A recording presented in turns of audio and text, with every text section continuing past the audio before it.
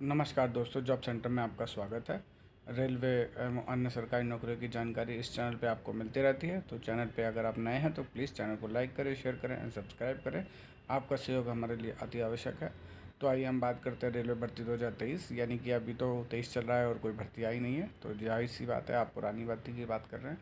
तो 2019 की जो भर्ती हुई थी, जिसके अभी भी कई कई जोन हैं, कई कई डिवीज़न है जहाँ से अपॉइंटमेंट लेटर आए नहीं है।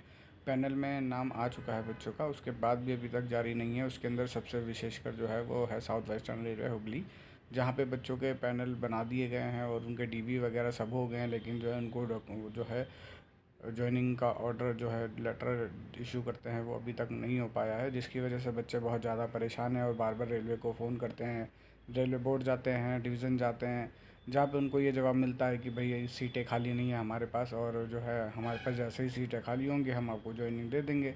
जब तक हमारे पास जो है पोस्टें नहीं होंगी तब तक हम कहाँ से आपको भर्ती दे दें, तो सैलरी कैसे देंगे। तो ये सबसे बड़ी बात है। तो सबसे बड़ी बात तो ये है कि जो जब उनके पास जो है वैकेंसी खाली नहीं थी तो उन्होंने क्या सोच के जो है वैकेंसी को निकाल दिया गया। और अब बच्चे जब अपनी ज्वाइनिंग लेने आ रहे हैं, उन्होंने एग्ज़ाम क्वालिफ़ाई किया, फ़िज़िकल क्वालिफ़ाई किया। उसके बाद जब वो ज्वाइनिंग लेने के लिए बैठे हुए हैं तो आप कह रहे हैं कि हमारे पास वैकेंसी नहीं है। ये तो टोटली सिस्टम फेलियर है, चाहे वो सरकार का हो, चाहे वो डिवीज़न का हो, रेलवे बोर्ड का हो। तो इसमें ये सबसे बड़ी बात तो यही है कि इन दोनों लोगों को कोई अंदाज़ा ही नहीं था। 2019 की भर्ती, जैसा कि आप जानते ही हैं कि इलेक्शन को मद्देनज़र रखते हुए निकाली गई थी। 2018 की भर्ती पूरी भी नहीं हुई थी कि 2019 की भर्ती को निकाल दिया गया था।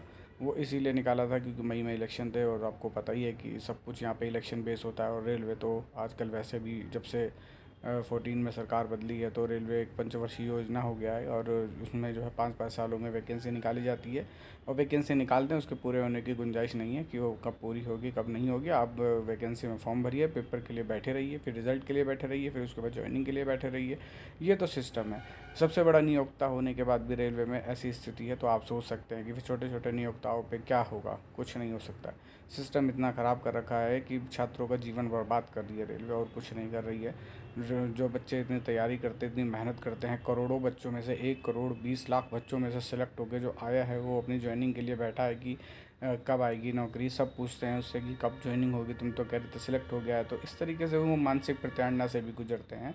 तो हम बात करेंगे आज, एक रेलवे ने रिप्लेसमेंट पैनल, यानी कि डाइवर्जन पैनल बोलेंगे, रिप्लेसमेंट पैनल नहीं बोल सकते उसको, क्योंकि वैसे तो वो रिप्लेस ही किया जा रहा है एक डिवीज़न से दूसरे डिवीज़न के छात्रों को, लेकिन उसको हम डाइवर्जन पैनल बोलेंगे। तो उसके कुछ फ़ायदे हैं, कुछ नुकसान हैं, उस पर बात करेंगे। खैर फ़ायदा तो कुछ भी नहीं है, नुकसान ही नुकसान है। चाहे यहाँ का होगा तो यहाँ का, वहाँ होता वहाँ का, लेकिन फ़ायदा नहीं है। इससे कोई फ़ायदा नहीं है। इसमें छात्रों का नुकसान ही नुकसान है और कुछ नहीं। लेकिन चलो फ़िलहाल नौकरी मिल जाएगी, यही सबसे बड़ी बात है इस सरकार में, और उम्मीद ही क्या कर सकते हैं। ठीक है, सेंट्रलाइज्ड रेलवे नोटिफिकेशन बात करती है, लेकिन उसको मेंटेन करना नहीं आता। एनटीपीसी की भर्ती में भी इन्होंने 6 साल इधर करी थी, जिसके अंदर जो है ग्रेजुएशन को जो है 12th की भर्ती और ग्रेजुएशन की भर्ती में एलिजिबल कर दिया था। मानते कि वो हायर क्वालिफिकेशन है, लेकिन उनको अगर आप इस तरीके से एलिजिबल करेंगे तो जो 12th ही पास है, सिर्फ उसने ग्रेजुएशन नहीं करी है, वो ग्रेजुएशन लेवल में कैसे फ़ाइट कर लेगा। आप सोचिए, आप कहते हैं कि पेपर उसका 12th लेवल से बनाएंगे। पेपर आप 12th लेवल से बनाएंगे, लेकिन आप उसमें जो है अपीयर कौन से स्टूडेंट को करा रहे हैं जो ऑलरेडी ग्रेजुएशन है, मतलब कि उन्होंने ग्रेजुएशन कर रखी है। अब आप सोचिए, आपके पास अगर मैं आपके साथ डॉक्टरों को बिठा दूँ, इंजीनियर्स को बिठा दूँ, वकीलों को बिठा दूँ, तो आप उनकी बराबरी कर पाएंगे?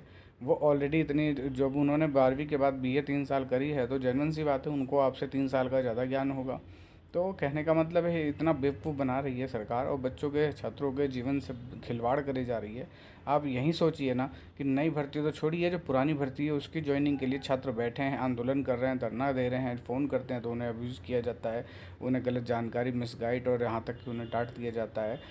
तो इस तरीके से चल रहा है। तो रेलवे की स्थिति बहुत ही ज़्यादा नाजुक बनी पड़ी है। जिस तरीके से प्राइवेट होता जा रहा है, आप सोच सकते हैं कि प्राइवेटाइजेशन इतना बढ़ रहा है उसके अंदर, कि ग्रुप 4 को ग्रुप सी में मर्ज करने की नौबत आ गई। ग्रुप सी को मर्ज करने में कोई ग्रुप डी की बढ़ाई नहीं, ग्रुप डी ही रहेगा।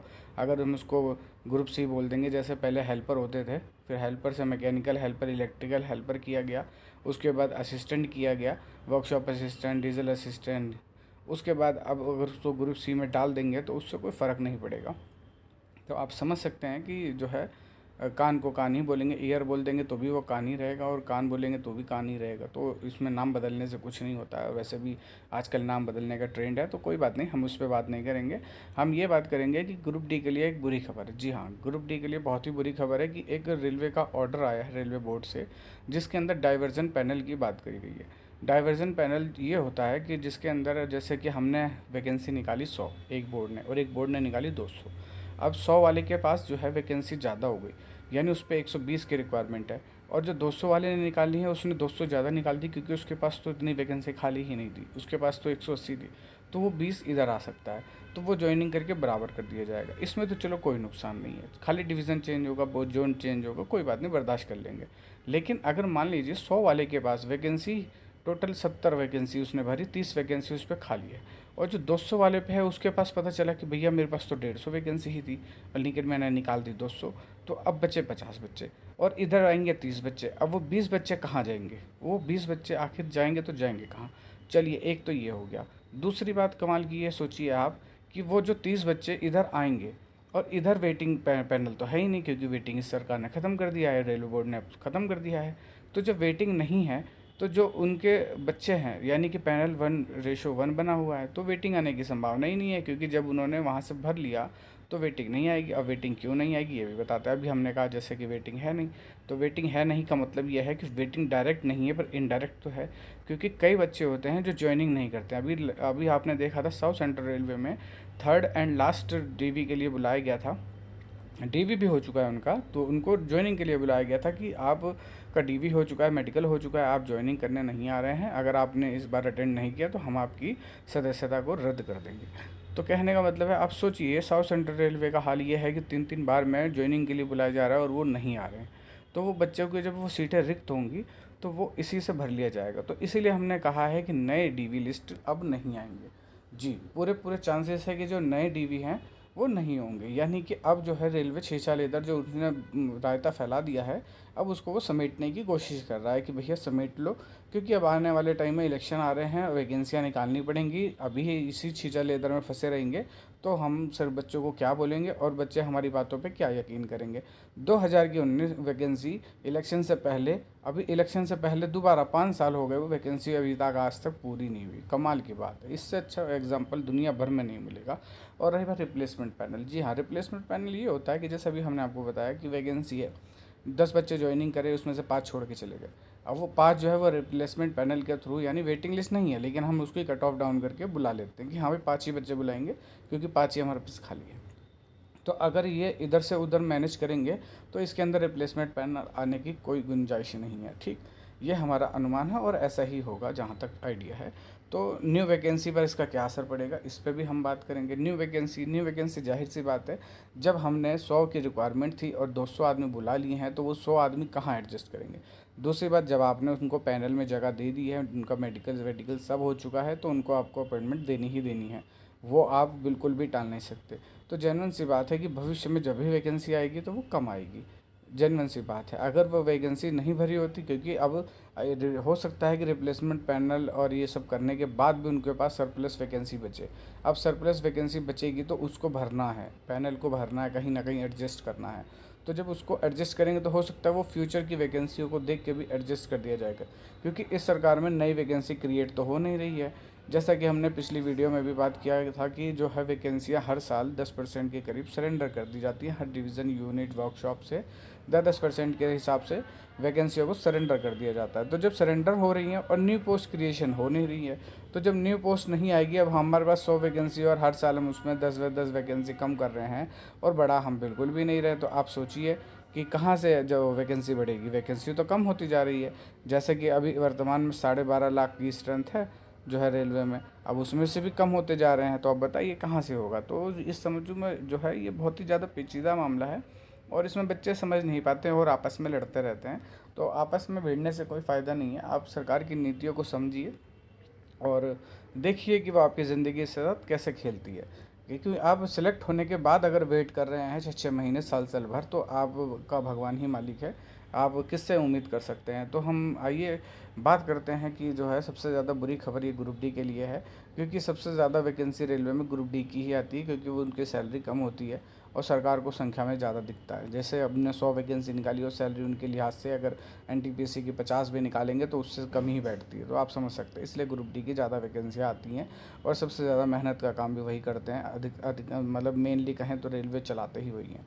तो ग्रुप डी के वैकेंसी जो है कि बुरी खबर है। और रेलवे का एक न्यू ऑर्डर आया है जिसके अंदर जो है रिप्लेसमेंट पैनल यानी डाइवर्जन पैनल, आप जो भी कह सकते हैं, लैंग्वेज का हेर फेर होता है और कुछ नहीं होता है। तो डाइवर्जन पैनल यानी कि एक जोन से दूसरे जोन में अगर सरप्लस है तो दे दिया जाएगा और कम है तो मंगा लिया जाएगा, ये है। और न्यू वैकेंसी पे इसका बहुत ज़्यादा असर पड़ेगा, क्योंकि जब सारी वैकेंसियाँ फुल हो जाएंगी तो वैकेंसियों की रिक्वायरमेंट ही नहीं रहेगी जोन में।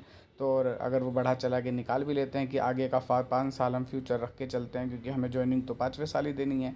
अगर 23 में भर्ती आती है तो हमें ज्वाइनिंग 28 में देनी है, तो तब तक रिटायरमेंट होगी, तो उसी में हम एडजस्ट करते जाएंगे धीरे धीरे बुला के। अगर ये रेलवे बेवकूफ़ ऐसे बनाना चाहेगी तो बात अलग है, जैसा कि अभी 2019 की भर्ती में बेवकूफ़ बनाया है। जब आपके पास रिक्वायरमेंट नहीं थी तो आपने उसमें डाला क्यों? दिखाने के लिए आपने 1,12,000 वैकेंसियाँ दिखा दी कि हम 1,00,000 वैकेंसी निकाल रहे हैं और आप बच्चों को ज्वाइनिंग नहीं दे पा रहे। कमाल है यार। 5 साल में ऐसा जो है आप क्या सिस्टम था कि आप ज्वाइनिंग तक नहीं दे पाए? आपके पास अगर 1,00,000 वैकेंसी थी तो आपको पता है कि मेरे पास इतनी ज्वाइनिंग करानी है अभी, जबकि आपको पता है कि वर्तमान में 3,00,000 के करीब रेलवे में पद खाली पड़े हैं, तब ये हाल है। और नए डीवी लिस्ट जो है आएंगे या नहीं, तो हमें नहीं लगता है कि नए डीवी लिस्ट आएंगी, क्योंकि अब ये अपना फैलाया हुआ रायता को बटोर रहे हैं। रिप्लेसमेंट पैनल बिल्कुल नहीं आने के चांसेस हैं, कोई ज़रूरत नहीं है कि आ जाएंगे। तो चलिए हम एक बार ऑर्डर को देख लेते हैं और समझते हैं कि वो क्या कहना चाह रहे हैं। शॉर्ट में समझेंगे, डिटेल में समझने से कोई नहीं। हमने आपको विस्तार पूर्वक शुद्ध हिंदी में समझा दिया है, लेकिन फिर भी हम आपको ऑर्डर दिखा देते हैं। तो चलिए चलते हैं। तो हम ऑर्डर पे आ गए हैं। देखिए, अर्जेंट रेलवे बोर्ड, रेफरेंस दक्षिण पश्चिम railway, south western railway, headquarter इसका हुबली में है। तो आइए हम इसके देख लेते हैं। लेटर नंबर आप देख सकते हैं, ये 22 तारीख में आया है और इसको बहुत ही जल्दी जमा करना था, क्योंकि रेलवे को बहुत जल्दी है। बहुत जल्दी, आप समझ सकते हैं किस लिए है। तो इसके अंदर लिखा हुआ है, जैसा कि आप पढ़ सकते हैं, diversion of RRC papers level 1 post Indian railway another. Another का मतलब एक जोन से दूसरे जोन में ट्रांसफ़र करते हैं। ये पहले भी एक लेटर को इशू किया था 21 तारीख को, उसी का रेफरेंस इनका दे रखा है। तो इसमें देखिए हम बोटा बोटा बात करते हैं। जो 21 तारीख में है, 2 इम्पोर्टेंट इंस्ट्रक्शन दिए गए हैं, और वो कौन कौन से इंस्ट्रक्शन है वो हम देख लेते हैं। तो जो पहला है आप देख सकते हैं, it is advise to furnish detailed of surplus of और पैनल शॉर्टफॉल, यानी कि अगर आपके पास ज़्यादा वैकेंसी है या कम है तो आप इसको जो है इनके परफॉर्मा में डिवीज़न यूनिट हेड जो भी है आपके, वहाँ से आप इसको कैलकुलेट करके इसका एक परफॉर्मा इन्होंने दिया है उसमें इनक्लोज करके उसको दीजिए। In the connection it is to be meticulously noted that surplus panel means, यानी सरप्लस जो पैनल है उसका मतलब मीन्स इन्होंने बताया है कि जो है आप इसको देखिए। और इसके अंदर देखिए कि जो भी डिवीज़न यूनिट में अब अगर आपके जो है there is no vacant notified post available with the, जैसे कि इन्होंने कई जगह हॉस्पिटल अटेंडेंट की पोस्टों को बहुत ज़्यादा दे दिया है, लेकिन इतनी रिक्वायरमेंट नहीं है, क्योंकि अधिकतर आप देख रहे हैं कि 4th क्लास का काम तो सारा ठेके पे दे दिया है। तो उनको हॉस्पिटल अटेंडेंट कहाँ चाहिए, क्योंकि हॉस्पिटल में सफाई से लेके OT तक में तो कॉन्ट्रैक्ट हो गया है। तो आप बताइए कहाँ से होगा? तो इसीलिए इन्होंने बोला है कि जो पोस्टें जो नोटिफाई पोस्टें हैं, जितनी भी टोटल पोस्टें हैं 22-23 जितनी भी पोस्टें हैं, पॉइंट्समैन है, गेटमैन है, ट्रकमैन है, वर्कशॉप असिस्टेंट है, जितनी भी हैं उन सारी पोस्टों को जो है अगर आपके पास जो है वो अवेलेबल हैं, या फिर आपके पास सरप्लस नहीं है, आपके पास सरप्लस है या शॉर्ट हो रही हैं, तो वो उसको आप उसको बताइए। तो ये matter is the most urgent, the information has to furnish on or before 23/8/2023। ठीक है, तो यानी 23/8/2023 तक आपको इसको जो है GM के पास, HWR के पास भेज देना है, और वो वहाँ से उसको हेडक्वार्टर यानी रेलवे बोर्ड को भेज देंगे। और ये जो है सारी जो है डिवीज़न यूनिट और DRM CWM जो है सारे के सारे हेडक्वार्टर भेजेंगे अपने अपने, यानी कि हुबली भेजेंगे। और इसका जो है इन्होंने एक्सेल शीट का जो है लिंक भी दे रखा है। और ये देखिए नीचे आ जाएगा, diversion of RRC papers level 1 post from on railway another, यानी कि जो है एक जोन से दूसरे जोन में ट्रांसफ़र करने के लिए। तो it reference are being received from the some railway Indian seeking approval board of, यानी रेलवे जो है बहुत सारे रेलवे ने जो है अप्रूवल मांगा था बोर्ड से कि आपको एक जगह से दूसरे जगह पे पैनल को ट्रांसफ़र करने की परमिशन दी जाए। तो उन्होंने शॉर्टफॉल की वजह से जो है पैनल शॉर्टफॉल हो गया या सरप्लस हो गया जैसे कि, तो इस वजह से in your railway under age पर enclose It is be noted here that surplus panel would mean RRC papers in excess available with the railway. That is, there is no vacant notified post available with the railway. Presently, to accommodate these candidates and shortfall would mean the post notify under RRC, यानी कि इसमें कुछ नहीं है, इसमें वही बताया है कि मोटा मोटा 2 लाइनों में कि जो है अगर आपके पास शॉर्टफॉल होता है, आपके पास सरप्लस होता है, तो आप इसको जो है एक परफॉर्मा है उसके अंदर, इस परफॉर्मा के अंदर आप इसको भरिए। इसके अंदर सारी की सारी पोस्टें हैं जैसे कि आप देख सकते हैं, assistant workshop, assistant bridge, assistant CNW, assistant depot store, assistant loco shed diesel, assistant loco shed electrical, assistant operation electrical, assistant pointsman, assistant signal telecom, assistant track machine, assistant TLAC, assistant TL&AC workshop, assistant TRD, assistant works, assistant workshop, hospital attendant, trackman, trainers 4, यानी total 17 पोस्टें हैं, यानी 17 पोस्टें हैं जिसके अंदर आपको देखेंगे तो वो इसमें शॉर्टफॉल और एक्सिस मतलब बढ़ा हुआ, और शॉर्टफॉल मतलब आपके पास कितने खाली हैं। UR की पोस्टें, SC की पोस्टें, ST की, यानी इन्होंने कैटेगरी वाइज मांगी है। इसके अंदर एक चीज़ और थी जिसके अंदर इनको मांगनी चाहिए थी, वो है ऐसे जो है अप्रेंटिसशिप की, यानी एक्ट अप्रेंटिस कितने हैं, लेकिन अप्रेंटिस के आपको पता ही है कि उनके अवेलेबल कैंडिडेट ही नहीं, तो जिस वजह से उनकी वैकेंसी वैसे भी जनरल को दे दी गई है, तो कोई वो नहीं है और इसके अंदर कुछ नहीं है। तो इस दिए गए फॉर्मेट के अंदर आपको शॉर्टफॉल और एक्सेस की वैकेंसी का ब्यौरा देना है, जिसके अंदर आपको जाएगा वो रेलवे बोर्ड, और रेलवे बोर्ड से पहले आपके GM ऑफिस जाएगा, GM ऑफिस उसको कंबाइन करके जो है आपके हेडक्वार्टर यानी दिल्ली में रेलवे बोर्ड के पास भेजेंगे। तो यही एक नोटिस था। तो आइए हम अपने थंबनेल पे चलते हैं। तो हमने बहुत ही ज़्यादा इंपॉर्टेंट क्वेश्चनों की बात करी थी, जैसा कि हमने डिटेल से शुरू में ही बता दिया था। ग्रुप डी वालों के लिए बुरी खबर, जी हाँ बहुत ही बुरी खबर है। बुरी खबर इसलिए है कि 2019 की वैकेंसी अगर आपको 2023 यानी 5 साल के बाद भी ज्वाइनिंग ना दिला पाए तो वो वैकेंसी किस काम की, लेकिन फिर भी होप बच्चों ने कर रखी है। लेकिन वो किस मानसिक प्रताड़ना से गुजर रहे हैं आप समझ सकते हैं। उसके बाद रेलवे का न्यू ऑर्डर डाइवर्जन पैनल, या फिर इसको कह सकते हैं रिप्लेसमेंट पैनल, यानी एक जगह नहीं आया तो कहीं से रिप्लेस करके उसको वहाँ फुलफ़िल कर रहे हैं। और ये जो है रेलवे अपना जो है जल्दबाजी में किया गया फैसले का भुगतान कर रहा है। भुगतान का मतलब वो एडजस्टमेंट कर रहा है। और न्यू वैकेंसी पर क्या पड़ेगा असर, न्यू वैकेंसी अब गिनी चुनी आएगी, और अगर गिनी चुनी नहीं आती है और वो फिर थोक के भाव दे देते हैं वैकेंसी को, तो उससे यही होगा कि बाद में फिर आदमी बैठा रहेगा इंतज़ार में कि कब हमें ज्वाइनिंग मिलेगी। तो देखते हैं ये वैकेंसी उतनी ही निकालते हैं जितनी इनको एक्चुअल में रिक्वायरमेंट है, या वो ज़्यादा निकाल देते हैं। और आगे DV या फिर रिप्लेसमेंट पैनल आने की गुंजाइश, तो आप खुद ही कॉमन सेंस लगाइए कि जब DV किस बात की आएंगे DV, जब DV के लिए वैकेंसी होनी चाहिए ना, तभी तो DV आएगा। और रिप्लेसमेंट पैनल किस बात का रिप्लेसमेंट पैनल, जब आपके पास इतनी प्लस वैकेंसी पड़ी हुई है, यानी कि आपके पास इतने कैंडिडेट पड़े हुए हैं कि उनको ज्वाइनिंग कराने में ही आपकी हालत ख़राब हो रही है। तो आप जो है आप इंतज़ार कर रहे हैं कि जल्दी जल्दी हटें ये सब। तो जो रिटायरमेंट हो, जो रिप्लेसमेंट पैनल हो, जो नए जो है इधर उधर जगह खाली पड़ी है वहाँ जाके आप इसको एडजस्टमेंट करेंगे, क्योंकि आपको जिनके पैनल आए उनको ज्वाइनिंग देना कंपलसरी है। लेकिन ये बच्चों के लिए कितना दुखदाई है, वो कितना मेंटल हरेसमेंट से गुजर रहे हैं कि उनको ज्वाइनिंग यानी कि उनका DV मेडिकल सब होने के बाद भी सिर्फ और सिर्फ उनका अपॉइंटमेंट लेटर नहीं आ रहा है, और 5 साल हो गए उनकी भर्ती पूरी नहीं हुई है। तो ये एक बहुत ही ताज्जुब वाली बात है। रेलवे ऐसे काम करेगा तो फिर कैसे चलेगा। रेलवे को सबसे पहले ये चाहिए कि वो सेकंड लार्जेस्ट सबसे बड़ा नियोक्ता है। आई होप सो फर्स्ट ही होगा आर्मी या रेलवे में, बराबर की टक्कर है। तो उनको अपना भर्ती कैलेंडर जारी करना चाहिए कि हम NTPC की इस समय निकालेंगे, ग्रुप डी की इस समय निकालेंगे।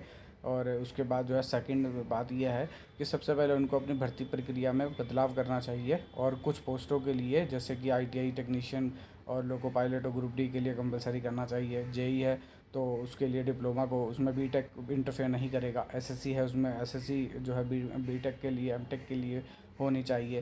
क्योंकि ये दरअसल क्या है, जब हायर क्वालिफ़िकेशन को लोअर क्वालिफ़िकेशन से फ़ाइट कराएंगे तो आपको क्वालिटी तो मिलेगी, लेकिन वो लो बच्चे ने क्या किया है, उसके पास संसाधनों की कमी थी, वो नहीं कर पाया, तो जो है उसकी वैकेंसियों में आप घुसपैठ करेंगे। एक चपरासी अगर MA वाला बनेगा तो फिर कैसे बात चलेगी। कल को वो वैकेंसी उसको पसंद नहीं आएगी तो वो छोड़ देगा। यही हो रहा है रेलवे के ट्रैकमैन और रेलवे की गैंगमैन वैकेंसियों में।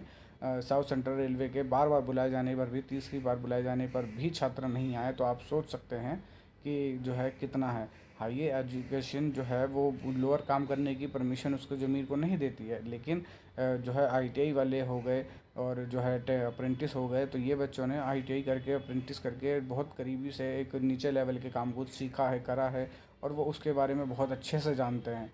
उनको सिखाने की ज़रूरत भी नहीं पड़ेगी, एक बार वो देख लेते हैं तो समझ जाते हैं। तो उनको मौका देना चाहिए, ताकि बार बार रेलवे वैकेंसी को डीवी कराने का जो खर्चा होता है ये भी एक वहन करना पड़ता है रेलवे मिनिस्ट्री को, जो हमसे ही वसूला जाता है किराए के माध्यम से या अन्य माध्यम से या फीस के माध्यम से। तो ये बार बार प्रक्रिया से ना गुजरना पड़े, इसलिए रेलवे को अपनी चयन प्रक्रिया में थोड़ा बदलाव करने की आवश्यकता है।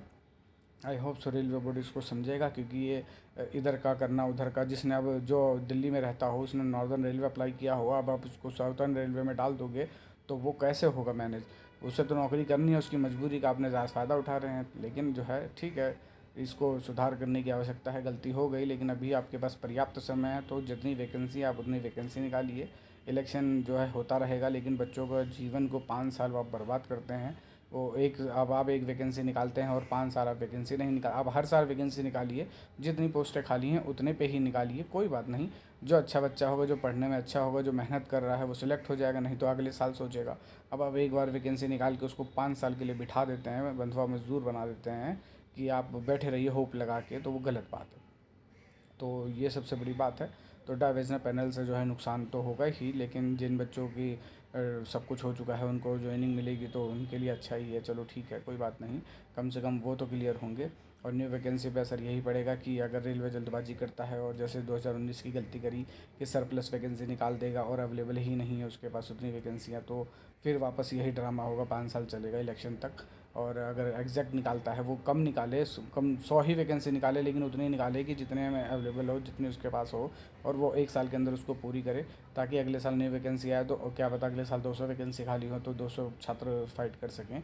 और रेलवे बहुत बड़ा नियोक्ता है, उसमें हर महीने जो है रिटायरमेंट होती रहती है कहीं ना कहीं। और नए डीवी या रिप्लेसमेंट पैनल आएंगे, बिल्कुल भी नहीं, हमें नहीं लगता कि आएंगे। बाकी देखते हैं कि क्या होता है क्या नहीं होता है, लेकिन हमें नहीं लगता कि आएंगे। और नई वैकेंसी आई होप सो अक्टूबर तक आ जाएगी, सितंबर अक्टूबर। अगस्त बीत ही गया है, अब कभी भी आ सकती है। आप टेंशन ना लें कि नई वैकेंसी कब आएगी, क्योंकि वैकेंसी आने के बाद आप तैयारी करेंगे तो अच्छा नहीं है। आप अभी से तैयारी करिए। आपको जनवरी से पहले सितंबर, अक्टूबर, नवंबर, दिसंबर, 4 महीने में आपको कभी भी खबर आ सकती है कि ये और निकलेंगी जब वैकेंसियाँ तो एक साथ निकलेंगी। आप उसको जो है कंफ्यूज हो जाएंगे क्या भरे क्या नहीं, तो इसीलिए वेट करिए थोड़ा सा। और इसमें टेंशन में आप अपना समय ना गंवाएं कि वैकेंसी कब आएगी कब आएगी। आप अपनी तैयारी करते रहिए, वैकेंसी कभी भी आएगी।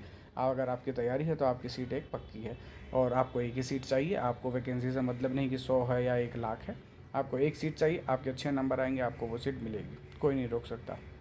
आई होप सो हमारी बात को आप समझे होंगे। तो जॉब सेंटर चैनल पे आप नए हैं तो प्लीज़ चैनल को लाइक करें, शेयर करें एंड सब्सक्राइब करें। आपका सहयोग बहुत ज़्यादा ज़रूरी है, और आशा है आप समझे होंगे। बेस्ट ऑफ लक, आपके फ्यूचर के लिए हम प्रेयर करेंगे और आशा करते हैं कि आप सब रेलवे में सिलेक्ट हों। धन्यवाद, थैंक यू।